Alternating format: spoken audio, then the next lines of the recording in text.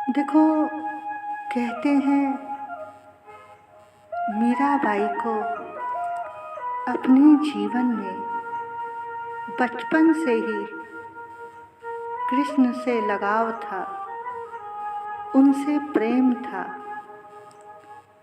वो बचपन से ही कृष्ण की दीवानी थी।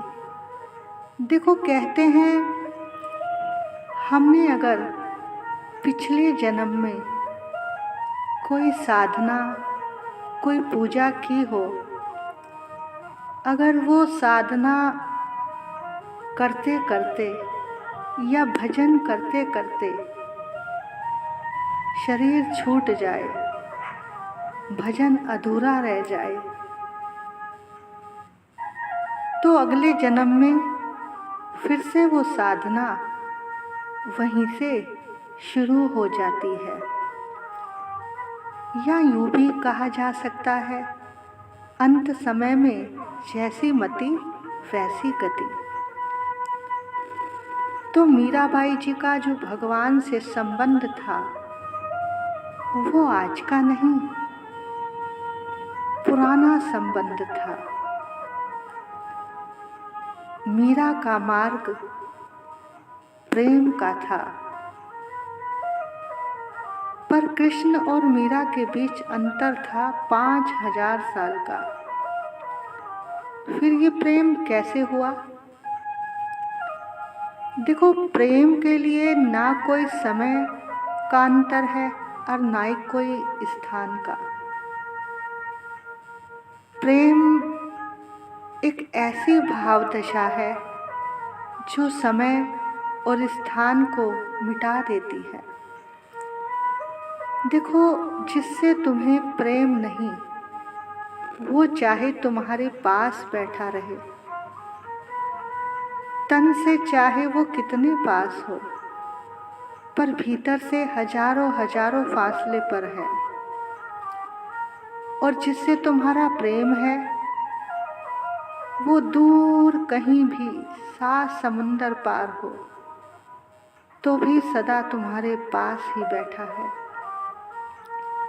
प्रेम ना तो स्थान की दूरी को मानता है और ना काल की दूरी को मानता है। प्रेम दोनों को मिटा देता है। इसीलिए प्रेम को ही परमात्मा कहा जाता है। जो काल और स्थान से परे है, इससे कोई फर्क नहीं पड़ता कि कृष्ण 5000 साल पूर्व थे। मीरा के लिए कृष्ण सदैव उसके सामने थे, किसी और को दिखाई ना पड़ते हों, मीरा को दिखते थे।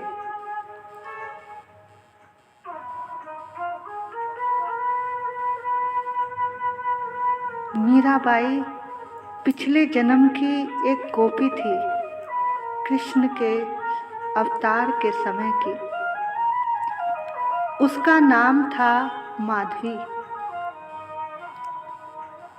तो जिस समय भगवान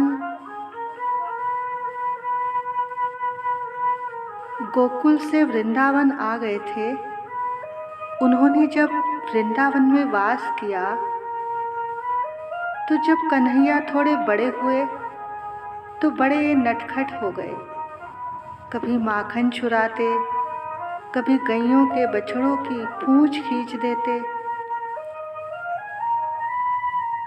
तभी भगवान के ग्वाले की नई नई बहू बरसाना से आई,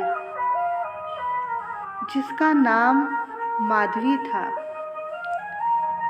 उसने लंबा घूंघट काढ़ राख्यो था। अब यहाँ वृंदावन में जब नई नई कोई बहू आती है, तो आज भी सब उसको देखने आते हैं। तो इसी तरह से जब उस गोपी को भी सब आस पड़ोस की औरतें देखने आई, तो उसकी सास और ननद ने उसे पहले से ही समझा दिया कि देख बहू, यहाँ वृंदावन में एक चोर रहता है। अच्छा, पर मैया मुकुवा से क्या लेना देना? तो सास बोली, पहले पूरी बात सुन तो ले। वो चोर कोई वस्तु या धन की चोरी नहीं करता। वो इतना खतरनाक है, जो कोई वाकु देख ले वो उसका चित्त ही चुरा लेता है, और जिसका चित्त वो चुरा ले वो किसी काम का नहीं रहता। फिर इस दुनिया में वाको फिर कछु अच्छा ना लगे। यहाँ ब्रिज की जितनी गोपियां हैं उन सब का चित्त वाने चुरा लियो है। अब वो गोपियां किसी काम की ना रही, सब काम काज छोड़कर वाके ध्यान में ही लगी रहती हैं। तो बहू, आज मुझे वचन दे कि वो जो नंद का छोरा है वाको नाम है कन्हैया, वो घर घर डोलता फिरे है। वो चाहे हमारे यहाँ कितनी बार भी आए, पर ना तो उसे अपना मुंह दिखाइयो और ना ही उसका मुंह देखियो। अब बहू बड़ी भोली थी, उसने कहा, ठीक है मैया, आज के बाद आपको शिकायत नहीं मिलेगी। उसने प्रण कर लिया कि चाहे प्राण निकल जाए पर कन्हैया का मुख न देखेंगे। जब उधर कन्हैया को पता चला कि हमारे वृंदावन में बरसाना से नई बहू आई है, तो जल्दी से पहुँचे उस वाले के यहाँ। आवाज़ लगाई, मैया, अरे ओ मैया, मैंने सुनो है तेरे घर में एक नई नवेली दुल्हन आई है। हाँ, आई तो है। तो मैया तेरी आज्ञा हो तो मैं उसका नेक सा मुख देख लूं कि कैसी दिखे है। मैया ने कहा, हाँ, जा देख ले। अब ननंद जल्दी से अंदर गई और कहा, भाभी भाभी, वो चोर आ गयो है, जरा बच के रहियो। अपना मुंह उसे दिखाना ना और उसका देखना ना, नहीं तो टोना कर देवेगा, किसी काम की ना रहेगी। अब उस गोपी ने कस के अपना घूंघट पकड़ लिया। पहले तो छोटा सा घूंघट निकाला हुआ था, अब उसने लंबो सा घूंघट निकाल लिया। तभी कन्हैया आए। अरियो गोपी, अरियो गोपी, जरा अपना मुंह तो दिखा दे, देखूं तो तू कैसी दिखे है। उस गोपी ने घूंघट में ही सिर हिला दिया कि नहीं। अब छोटे से नटखट से हमारे कन्हैया ने उस गोपी का जैसे ही घूंघट खोलना चाहा तो गोपी ने घूंघट को कस के पकड़ लिया और कन्हैया को जोर से धक्का दे दिया। अब कन्हैया को अच्छा नहीं लगा। उन्होंने वहीं खड़े खड़े कहा, सुन गोपी, आज तूने मोहे मुंह ना दिखायो, तो आज से मैं भी ये प्रण लेता हूँ, पूरी जिंदगी भर मैं भी तोहे अपना मुंह ना दिखाऊंगा। अब बहू ने सोचा, अरे किसी का नटखट लाला होगा, नाराज होकर भाग गयो है, चलो मुझे क्या लेना देना, जान छुटी। अब जब कुछ दिन बीते तो जिस समय भगवान ने गोवर्धन पर्वत उठाया तो सारे ब्रिजवासी, सब गोपियाँ, ग्वाल बाल सब उस पर्वत के नीचे आए। तो वो गोपी जो माधवी थी वो भी आई। तो उस समय के भगवान की रूप माधुरी का सब ब्रजवासी दर्शन कर रहे थे। तो सब गोवर्धन पर्वत की ओर देख रहे थे कि कैसे हमारे कन्हैया ने एक उंगली पर इसे उठा रखियो है। अब उस गोपी की नजर भी उस उंगली पर पड़ी। आह, कितनी सुंदर उंगली है।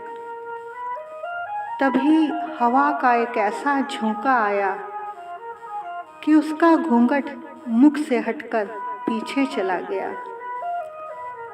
जो ही घूंघट हटा तो सामने देखा, सामने गोवर्धन उठाए श्याम सुंदर खड़े हैं। बोलो बांके बिहारी लाल की जय। अब जो नजरें मिली तो मिली कि मिली रह गई। देखा वो गुलाबी होंठ, कजरारी आंखें, घुंघराले बाल, वो पीतांबर पहने हुए,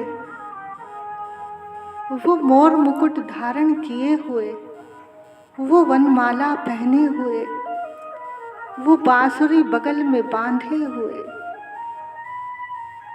जब श्याम सुंदर के उस रूप को देखा तो उसके नेत्र वहीं के वहीं मिले के मिले रह गए। पलकों ने बंद होना ही छोड़ दिया, भूल गई पलकें बंद होना। वो गोपी अब तो बावरी हो गई, उसकी सुध-बुध खो गई। अरे, कोई इतना सुंदर भी हो सकता है? ये तो साक्षात ईश्वर ही लगते हैं। अब भगवान ने देखा कि ये उनकी तरफ देख रही है, तो उन्होंने अपना मुख घुमा लिया। तो गोपी दूसरी तरफ से उन्हें देखने गई। भगवान ने फिर अपना मुख मोड़ लिया। फिर वो दूसरी तरफ गई तो भगवान ने अपना मुख ऊपर की ओर कर लिया। अब तो गोपी बावरी हो गई, जैसे जल के बिना मछली तड़पती है, वैसे ही वो गोपी हमारे नंद नंदन के मुख को देखने के लिए रोने लगी, तड़पने लगी। हे कन्हैया, हमसे भूल हो गई, मत छिपो कन्हैया, हमसे भूल हो गई। और रोते रोते कहती है, तेरी सांवली सूरत से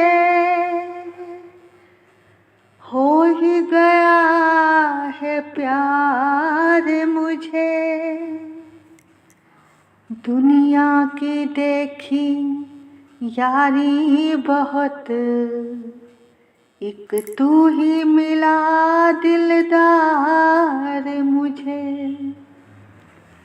मेरे उजड़े इस गुलशन की अब तक न मिली है बहार मुझे।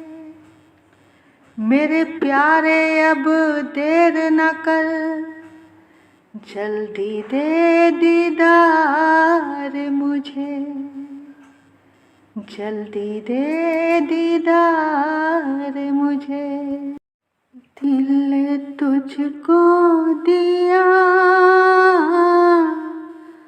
ओ सांवरे, तूने ये क्या किया ओ सांवरे। दिल तुझको दिया ओ सांवरे, तूने ये क्या किया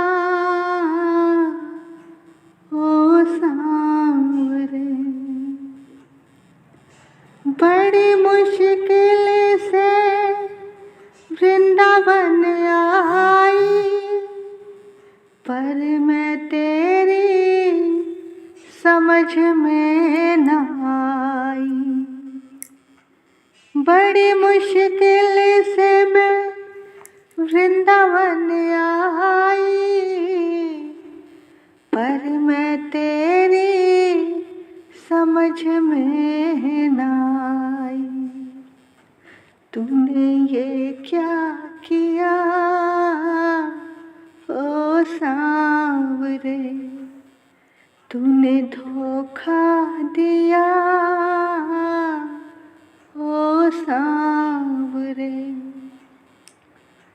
दिल तुझको दिया ओ सांवरे। मैं तो बैठी हूँ यमुना किनारे, कब आओगे मोहन प्यारे। मैं तो बैठी हूँ यमुना किनारे, कब आओगे मोहन प्यारे। कैसा बदला लिया ओ सांवरे, मेरा धड़के जिया ओ सांवरे।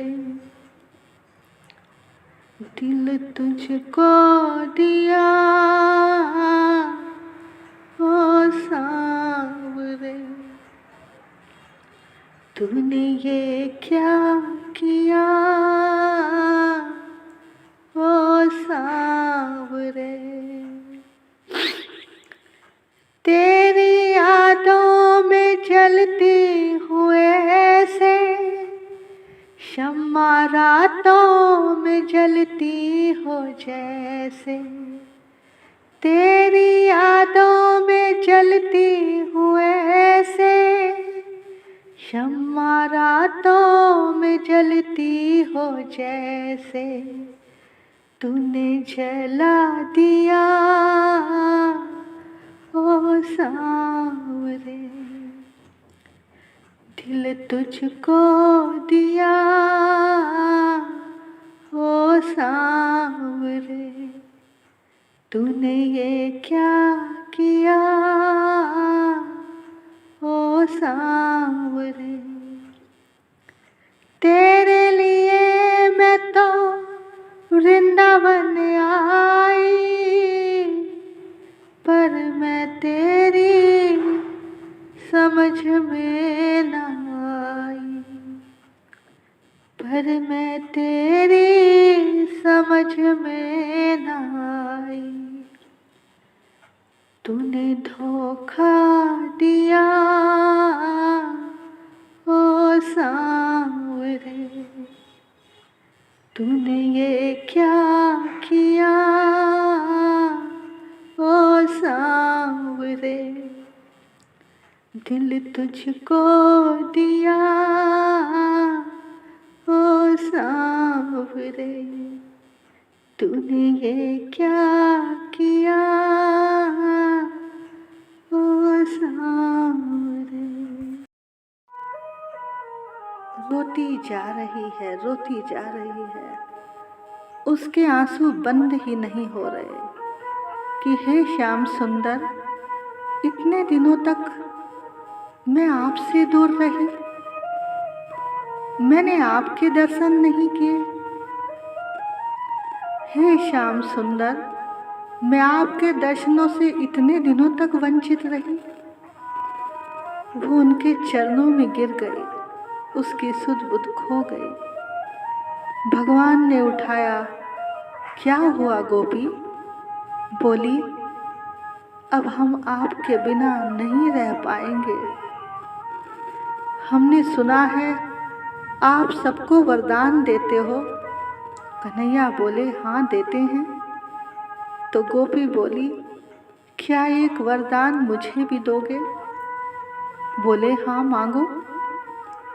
बोली, हमें ये वरदान दो कि अगले जन्म में मैं सब लोक लज्जा को छोड़कर आपकी दीवानी बनकर रहूं। जैसा जीवन मुझे इस जन्म में मिला, ऐसा कभी मत देना। ऐसा जीवन देना कि हे गोविंद, मैं सब मर्यादा लोक लज्जा को छोड़कर आपके प्रेम में बावरी बनकर रहूं। लोक लाज कुल कानी को छोड़कर तेरे ही गुण गाऊं, मैं तेरे ही गुण गाऊं। भगवान ने कहा तथास्तु। तो वही गोपी अगले जन्म में कृष्ण की दीवानी मीरा हुई। तो भैया, ये थी मीरा जी की पिछले जन्म की कथा। बोलिए भक्तवत्सल भगवान की जय। मीरा जी के सच्चे प्रेम की जय।